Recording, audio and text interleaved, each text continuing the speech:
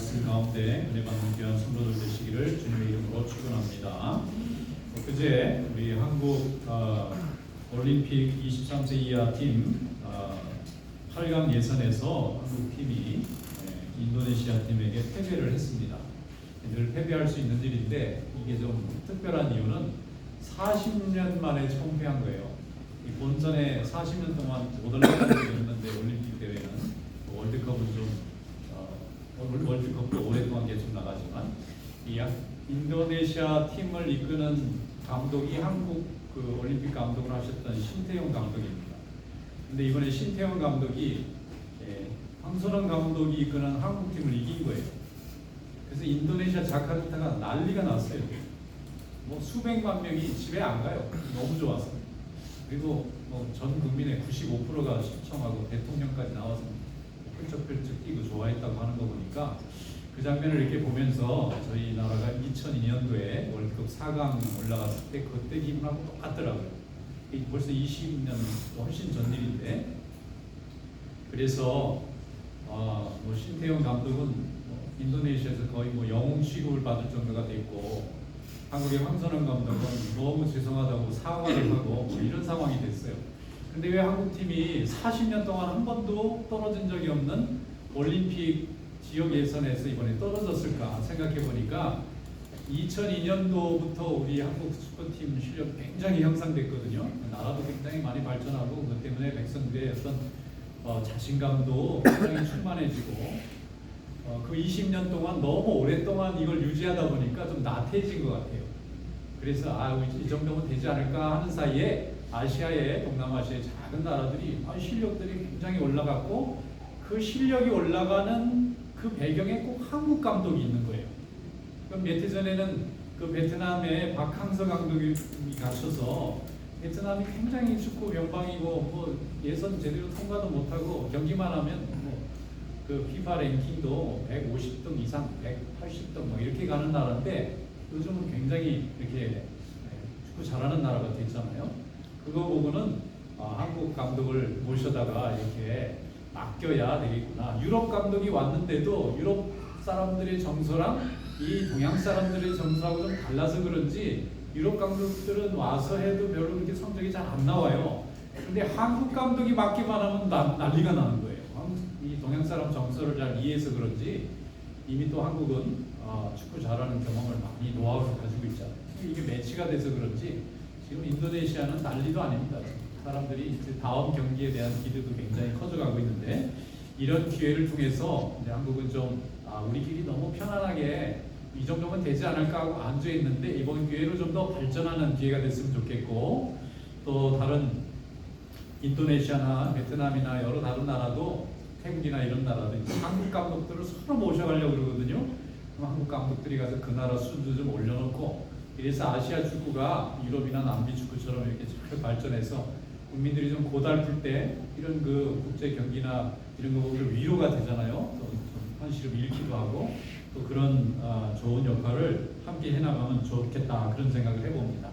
자, 오늘 본문 말씀에 보면은 사도 바울이 로마 교회 교인들에게 말씀을 가르치면서 유대인과 이방인 사이의 차이에 대한 얘기를 지금 설명하고 있어요.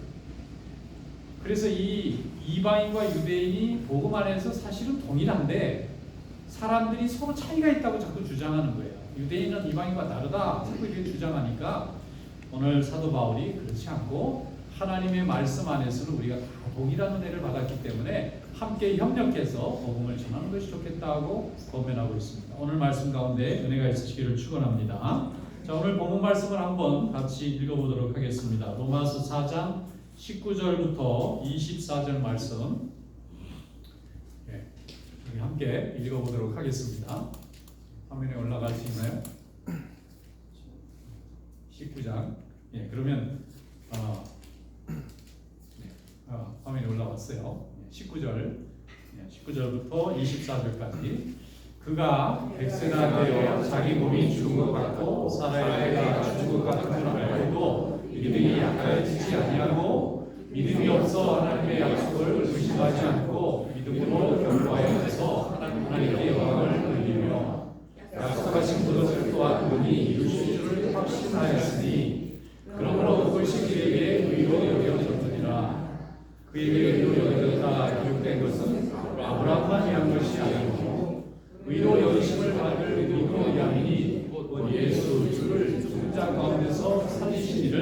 있는 자리라. 아멘.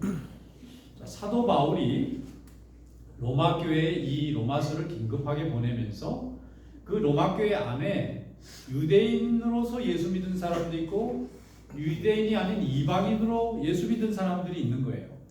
그래서 로마 교회가 예수 그리스도를 믿어서 함께 은혜 받고 구원받는 이 축복을 누리고 있었는데 그 후에 유대인 중에서 예수 믿은 교인들에게 자신들의 신앙이 조금 더 우월하다, 조금 더 크다는 걸 좀 자랑하려고 그랬는지 할례 얘기를 꺼내기 시작합니다. 할례는 지금의 세례하고 비슷한 건데 남은 8이 되면은 남자 아이에게 이제 그 몸에다 자국을 내는 시술을 하는 거예요. 근데 이것을 선민이 됐다는 증표로 이스라엘 사람들은 그것을 받아들이거든요. 그런데 이 유대인 그리스도인들이 이방인 그리스도인들에게 우리가 할례를 받았기 때문에 너희도 할례를 받아야 된다 이렇게 얘기하는 거예요. 근데 이방인들은 할례를 받고 태어나면서 그런 예식을 하지 않고 나중에 성인이 된 다음에 예수를 믿었기 때문에 또 가르친 베드로나 사도 바울은 할례 안 받아도 됩니다. 여러분은 이방인으로 믿었기 때문에 할례는 유대인들의 전통일 뿐이지 이방인들하고는 상관없는 일이니까 그대로 예수를 잘 믿으면 됩니다 하고 얘기했는데도 불구하고 나중에 온 유대인들 중에서는 그렇지 않다는 거예요. 아브라함도 할례 받았고 다윗도 할례 받았고 엘리야도 할례 받았고 또 예수님도 할례 받았고 세례요한도 할례 받았는데 여러분도 할례를 받아야 이게 완성이 되는 거지 이걸 안 받으면 믿음이 좀 부족한 게 됩니다 라고 자꾸 얘기를 하니까 이게 자꾸 다툼이 되는 거예요. 교회 안에서 온전히 하나의 형제자매로 받아들였으면 좋겠는데 본의 아니게 할례 받은 사람은 좀 우월한 교인이 되고 할례 받지 못한 교인은 조금 우월하지 못하고 열등한 교인처럼 되니까 이것으로 인해서 전도의 길도 막히고 교회 연합도 자꾸 헤쳐지게 되고 은혜스러운 예배가 은혜스럽지 못한 그런 문제로 자꾸 발전해 나가게 되니까 사도 바울이 왜 유대인들이 강조하고 있는 할례가 어디서부터 왔으며 이 할례가 무슨 의미가 있는지를 설명하기 위해서 오늘 이 말씀을 전해주고 있는 것입니다. 여기 말씀에 보면 할례라고 하는 것은 아브라함이 처음 받았는데 아브라함이 할례를 받고 믿음이 생겨난 것이 아니고 먼저 하나님을 믿고 살아계신 하나님을 믿는 믿음 안에서 후에 순종함으로 인해서 할례가 생긴 거기 때문에 믿음이 할례보다 앞섰다는 거예요. 유대인들이 할례를 주장하는 그 동기와 근거가 뭐냐면 아브라함이 할례 받았으니까 이 논리거든요. 그런데 아브라함이 할례를 받고 하나님을 믿은 게 아니고 하나님을 믿고 나중에 할례를 받은 거라는 거예요. 그래서 이방인들도 하나님을 먼저 믿었다면 할례를 굳이 받을 필요가 없다고 말씀하는 거예요. 특별히 이 아브라함이 자기가 하나님 앞에 간구하고 기도한 모든 것들 중에 불가능하다고 믿었던 것들이 하나님을 믿고 가능하다고 믿고 그것이 하나님 앞에 의가 되어서 하나님의 자녀가 되었기 때문에 할례로 하나님의 의가 된 것이 아니고 믿음으로 의가 됐다는 거예요.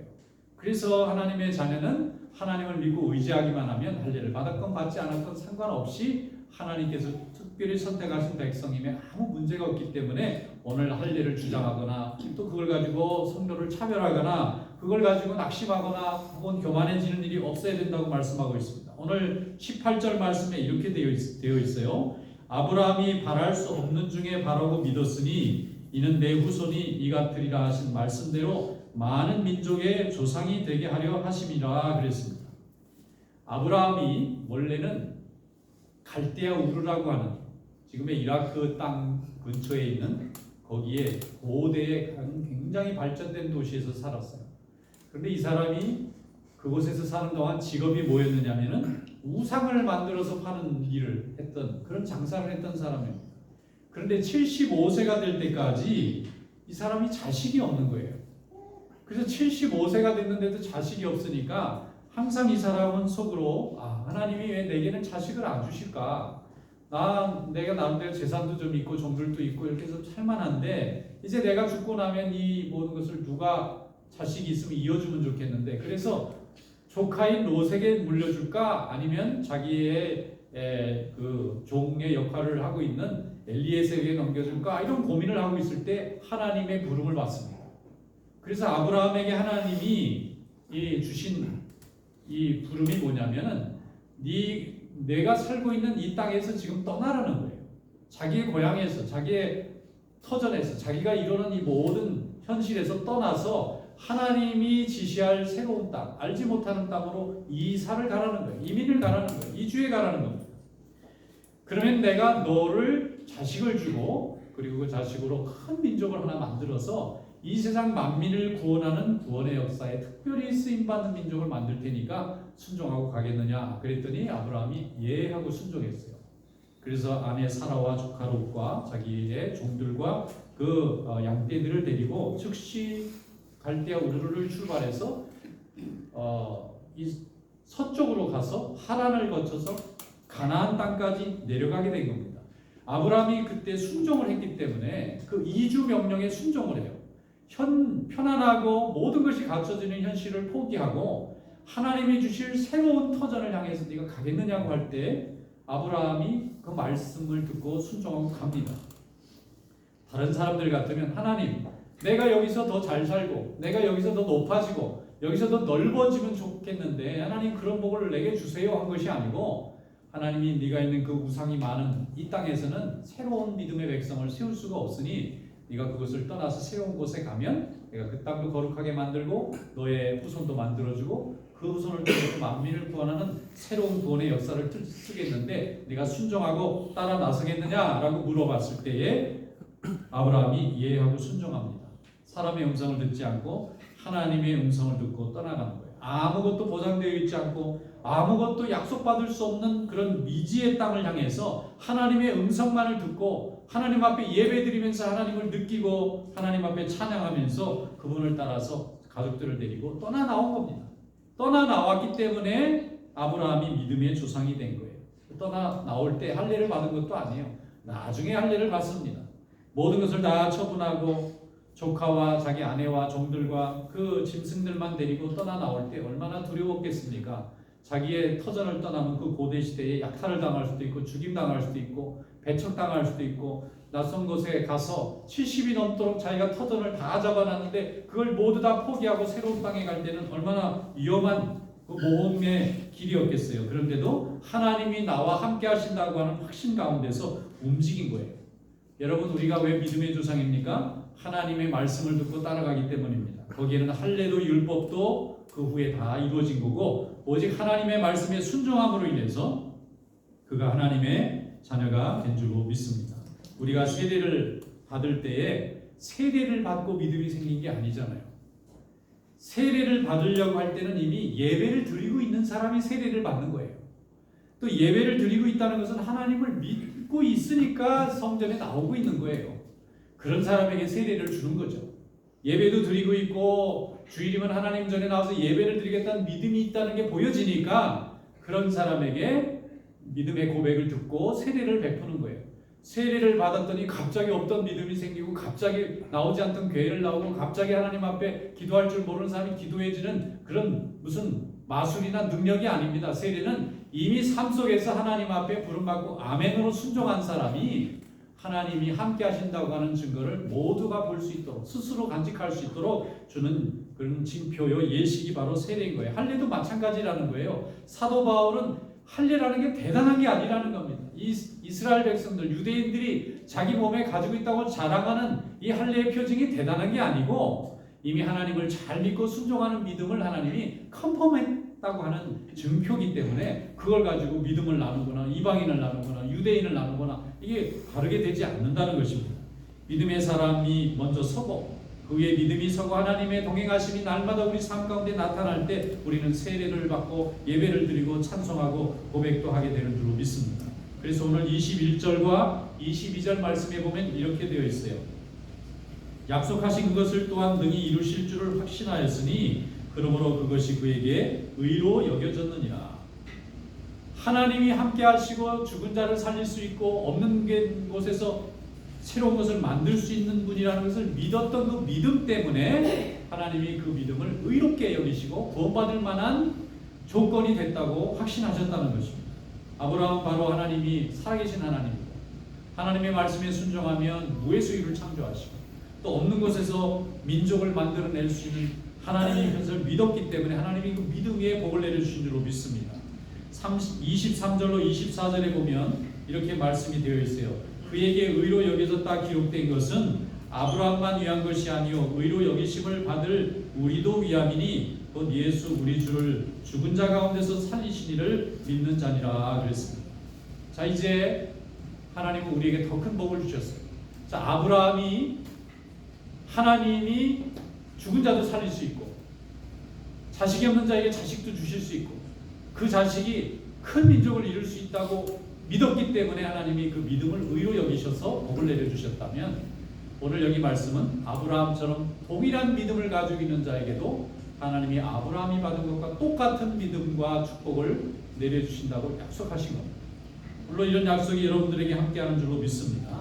하나님을 믿는 믿음이 아브라함처럼 죽은 자로 살리고 죄를 용서하고 불가능을 가능하게 만드는 하나님인 것을 우리가 믿고 고백한다면, 오늘 하나님이 아브라함에게 주셨던 그 축복을 오늘 우리 성도들도 다 받게 되는 줄로 믿습니다. 하나님의 자녀가 되고 오늘도 하나님의 축복 안에 거하는 것은 우리가 할례나 세례나 무슨 율법이나 능력을 가지고 있어서가 아니라 예수님을 믿는 고백이, 이 고백이 하나님을 움직이고 하나님의 능력을 우리가 경험하게 하고 하나님의 은혜를 경험하게 하는 조건이 되는 줄로 믿습니다. 그러므로 오늘도 믿음의 상속자가 되고 부활과 영생의 기업을 이어가는 성도들로 하나님이 허락해 주신 줄로 믿습니다.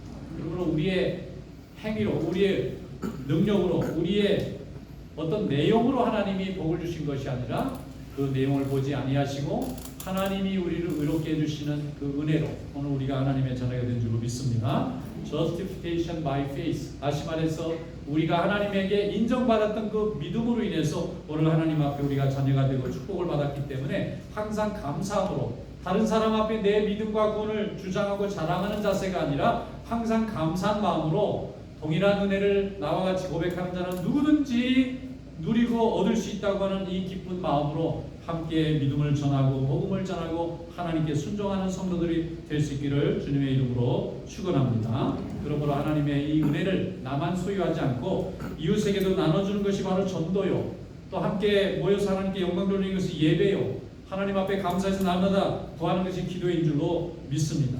그래야 하나님 앞에서 우리가 믿음의 열매가 있는 삶을 살아갈 수 있기를 축원합니다. 사람들이 우리를 향해서 너희 안에 무슨 그렇게 큰 소망과 또 믿음이 있느냐고 할 때 그 소망에 대한 이유를 묻는 자들에게 항상 대답할 것을 준비하는 성도가 될 수 있기를 축원합니다. 무엇을 준비합니까? 하나님을 믿는 내 믿음으로 인해서 하나님이 거저주시는 은혜로 오늘 내가 구원받았다는 것을 날마다 간증하는 그런 믿음이 되시기를 축원합니다. 우리가 다 동일하고 다 죄인 가운데 하나님 앞에 부름받아서 오늘 이 자리에 있는 거예요. 오늘 이 예배 드리고 하나님 앞에 찬양하는 것 자체가 이미 우리 구원을 받은 증거고 하나님의 축복이고 하나님의 기업이 됐다고 하는 증표인 줄로 믿습니다. 베드로전서 3장 15절에 말씀하기를 너희 마음의 글소를 주로 삼아 거룩하게 하고 너희 속에 있는 소망에 관한 이유를 묻는 자에게는 대답할 것을 항상 준비하되 온유와 두려움으로 하고 선한 양심을 가지라 하고 말씀했습니다. 오늘 하나님의 은혜 가운데 항상 우리의 소망을 묻는 자들에게 예수 그리스도만이 나의 주인이시고 내가 주님의 큰 은혜로 구원받았음을 날마다 증거하고 주님께 영광 돌리는 삶이 되시기를 주님의 이름으로 축원합니다. 기도하겠습니다.